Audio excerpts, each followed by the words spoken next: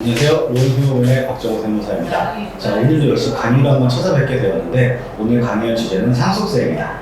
상속세에 대해서 절세 포인트나 이런 것들은 말씀드리는 게 아니고 우리가 상속인들이 상속세 부담을 위해서 세무대리인을 찾아갔을 때 어떤 항목이 있는지를 알아야 물어볼 수 있고 어떤 공제 항목이 있는지 적용해달라고 요청할 수 있기 때문에 상속세 신고서에 어떤 부분들이 있는지 알아보는 시간이고, 그리고 또 알고 계셔야 세무사님이든지 회계사님이든지 저희 세무대리인에게 상담을 받으실 때 지불하는 상담료가 수수료가 받지 않습니다. 따라서 신고서에 어떤 내용들이 있는지 한번 알아보도록 하겠습니다.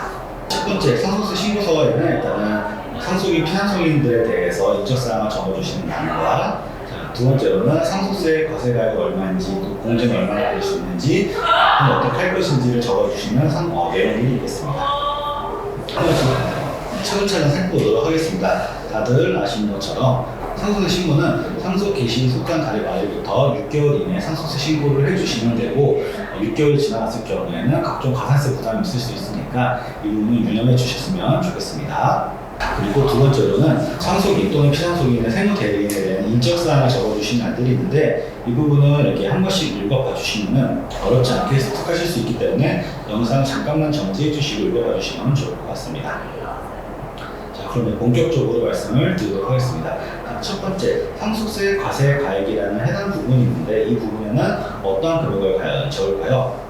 이 금액은 명세서가 따로 있는데, 명세서를 보시게 되면은 총 상속재산가액, 그리고 비과세 재산가액, 과세가액 9,200, 그리고 공제받는 금액은 얼마인지, 또 그리고 가산하게 되는 증여재산가액이 있으면 얼마인지를 적어주는 명세서입니다. 이 명세서를 작성을 해서 이 해당 총 합계가 앞에 있었던 17번 상속재산가액에 들어가게 되는데, 각 5개 항목들의 내용이 어떤 건지 한번 살펴보도록 하겠습니다. 첫 번째로 총 상속재산가액입니다. 총 상속재산가액 첫 번째로는 상속재산가액을 적어주시는데, 상속재산가액은 다들 아시는 것처럼 본래 상속재산가액도 당연히 포함이지만 이외에도 간주상속재산도 역시 포함입니다. 간주상속재산은 무엇이냐? 보험금이라든지 식탁재산이라든지 퇴직금이 있으면은 해당 부분에 대해서도 같이 합산해서 기입을 해주셔야 되겠습니다.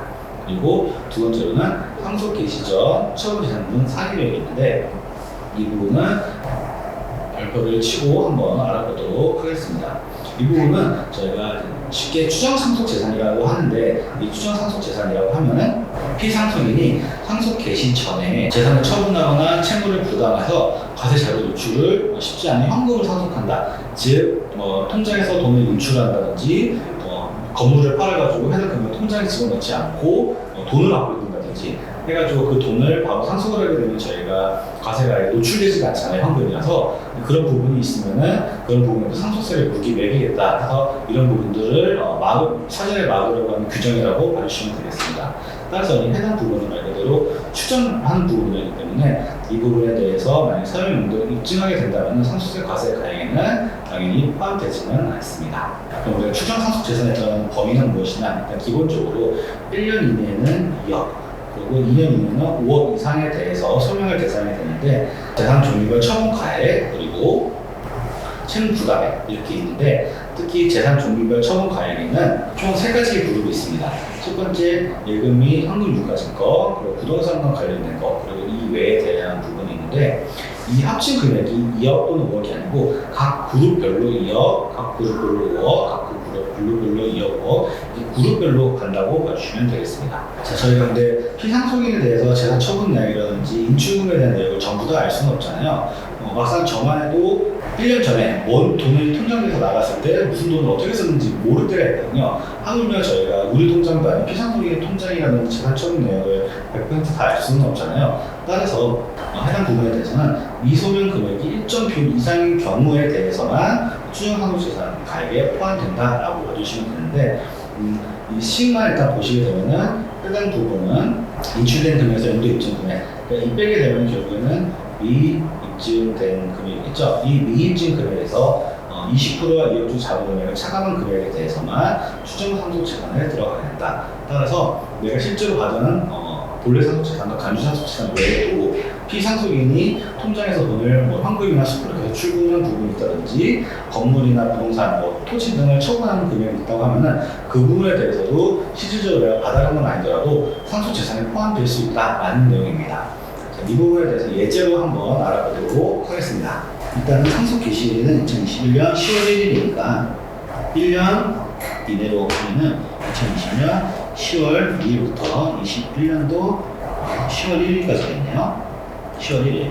그리고 2년 이내로 보시면 2019년 10월 2일부터 21년도 10월 1일까지 2년 이내가 되는 경우인데, 아까 말씀드렸던 것처럼 재산 종류별로 각 그룹이 정해져 있기 때문에 그룹별로 따지는 거다. 그래서 유가증권 예금이 한 개의 그룹, 그리고 토지 건물이 또 2번 그룹이 되겠습니다. 자, 1번 그룹만 먼저 보실까요? 1번 그룹은, 자, 해당 그룹은 2020년 12월 24일이니까 1년 이내가 되겠네요. 그리고 예금 같은 경우는 당연히 1년 이내. 그리고 토지 같은 경우에는 20년 12월 20일이니까 당연히 또 이것도 1년 이내. 그리고 건물은 2년 이내에 포함이 되겠네요. 그럼 그룹별로 보시게 되면은 1년 이내에 총 3억이니까 1년 이내에 2억이 총 이상이 되기 때문에 이것도 소명할 대상이 된다. 그리고 토지 같은 경우는 1년 이내에 2억은 되지 않지만 2년 내로 봤을 때는 총 5억이 되기 때문에 이 부분에 대해서도 소명 대상 금액이 된다. 따라가지고 3억과 용도 가능 입증이 각각 1억과 2억이잖아요. 그래서 이렇게 됐을 때 미입증 가능 금액은 2억이 되고, 이 부분에 대해서 3억에다 20% 2억 좀 비교하면은 이 부분이 0.6억이 되기 때문에 1억 가치원에 대해서는 상속재산가액에 포함이 된다. 그리고 부동산을 보시게 되면은 미입증된 금액이 3억이잖아요. 3억과 해당 금액을 비교해 봤을 때 1억이니까 3억에서 1억에 2억에 대해서도 상속세 재산가액에 포함이 된다. 따라서 1억 4천과 2억을 합친 3억 4천이 상속재산가액에 합산이 된다라고 봐주시면 되겠습니다. 즉, 제가 본래 상속재산이나 간접상속재산을 제외하고 피상속인이 예금이나 건물들을 처분하고 확인되지 않는 금액들이 있는데, 그 금액들이 1년에 2억, 2년에 5억이 넘어간다고 하면은 미입증된 금액에 대해서는 상속세 재산가액에 포함된다. 이 부분은 현금으로 상속되는 것을 막기 위해서 만들어진 규정이다라고 알고 계시면 되겠습니다. 따라서 이 규정 때문에 생각보다 상속세가 좀 많이 나오실 수도 있어요. 그렇기 때문에 어떻게 소명을 하고 얼마만큼 소명을 하는지가 가장 중요한 항목이 되도록 하겠습니다. 자, 그 다음에는 좀 일반적으로 발생하는 것들은 아니지만 비과세되는 재산가액, 즉 국가나 지방자치단체에 유증하거나 정당에 유증을 하거나 이제 부업금을 징한다거나 하는 부분이 있으면은 해당 부분에 대해서는 과세는 하지 않는다. 그리고 이와 비슷하게 불산입 과세가액이 있는데, 불산입은 공익법인이 출연하는 재산 등이 있으면은 이 부분 역시 상속재산에서는 제외된다라고 봐주시면 되겠습니다. 그리고 공제받는 금액에 대해서는 공과금, 장래 비용, 채무 등이 있으면은 이 부분도 역시 공제가 된다. 단 이 부분은 거주자에 대해서고, 만약에 비거주자다라고 하면은 상속재산에 대한 공과금, 그리고 담보된 채무, 그리고 사업성 관련된 공과금 및 채무만 공제를 해준다라고 체크를 해주시면 되겠습니다. 그리고 마지막으로 가산하는 징유재산가액이 있는데, 가산하는 징유재산가액은 저희가 만약에 자, 이렇게 해서 이때가 개시일이에요. 근데 이때 매년 1억, 1억, 1억, 1억, 1억, 1억 이렇게 증여를 하고 나서 상속 개시가 일어나서 상속재산가액이 0을 가. 이렇게 되면 상속세 부담이 없잖아요. 이렇게 되는 것을 방지하기 위해서 만들어진 규정인데, 첫 번째로는 상속인에게는 10년 이내, 상속인이 아닌 자에게는 5년 이내에 대해서 증여한 것이 있으면은 이 부분도 합산해서 상속세 부과를 하겠다. 즉, 상속 개시에 상속 재산이 없었더라도 과거로 돌아가서 이 부분에서 증여한 부분이 있다고 하면은 이 부분도 상속세 재산 가액에 포함을 하겠다라고 봐주시면 되겠습니다. 그리고 두 번째로 30조의 5 이 부분인데, 30조의 5는 창업자금을 증여했다 하는 경우에 창업자금에 대한 증여세 특례가 있는데, 이 부분에 대해서 만약에 창업자금을 증여했다라고 하면은 조세특례제한법에서 일부분 혜택을 주는 부분이 있거든요. 그 부분에 대해서도 증여한 게 있으면은 상속세 재산가액에 포함을 하겠다.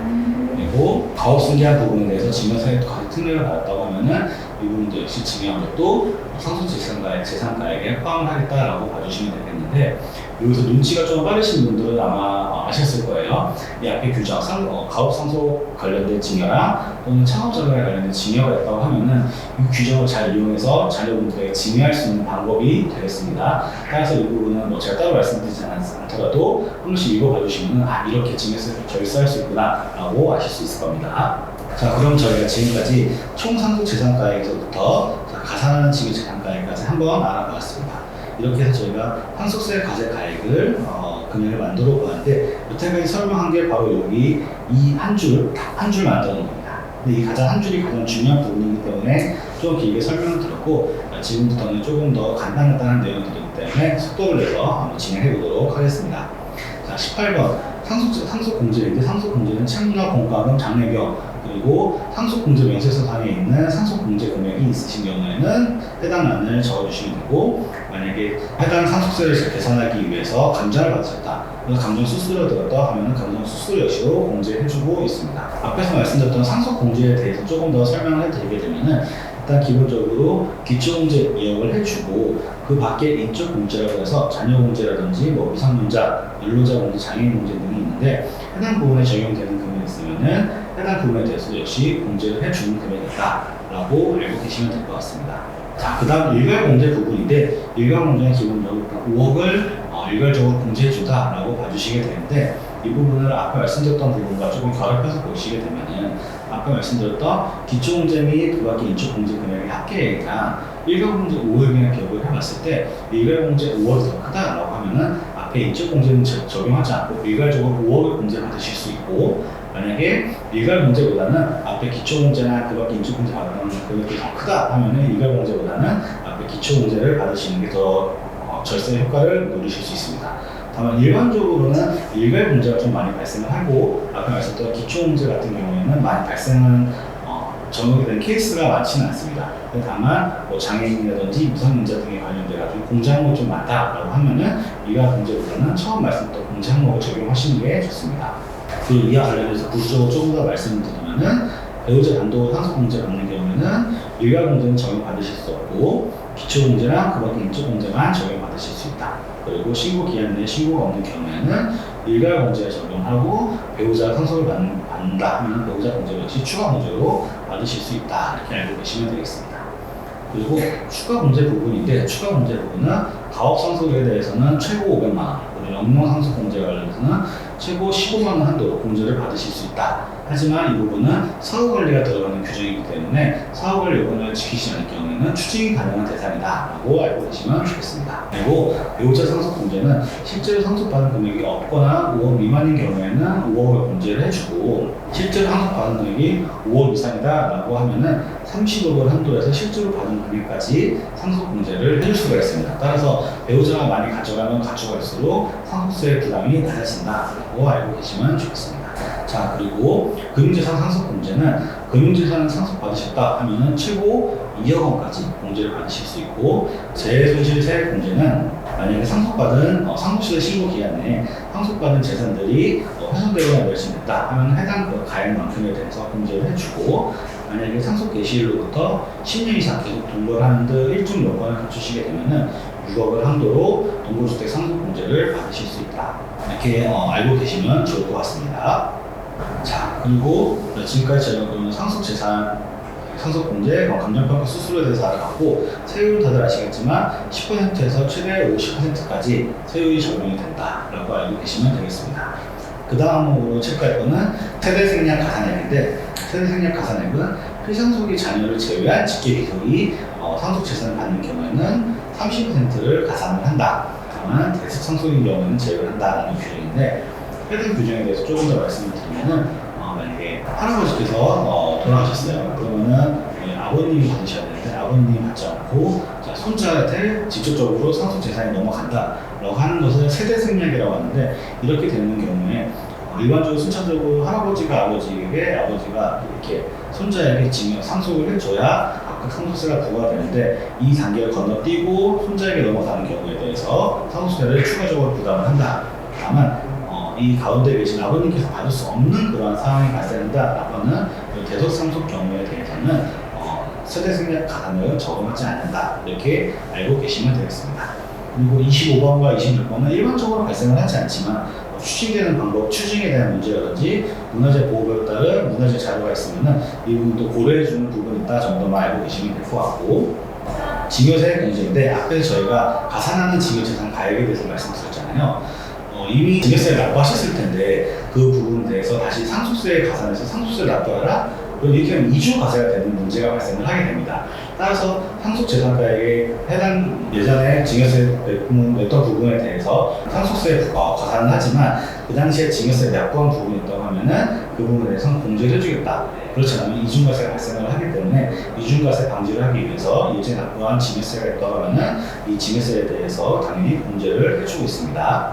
그리고 외국 법령에 따라서 상속세를 부과하는 경우에 대해서는 역시 상속세 그 해당 부분만큼 상속세 공제를 받으실 수가 있고, 상속 개시 후 10년 이내에 해당 상속 재산에 대해서 재산속이 이루어진다라는 경우에 대해서도 역시 공제가 가능한 부분, 신고 기한 내에 신고를 하는 경우에는 몇 분의 3만큼 상속세 공제를 받으실 수 있습니다.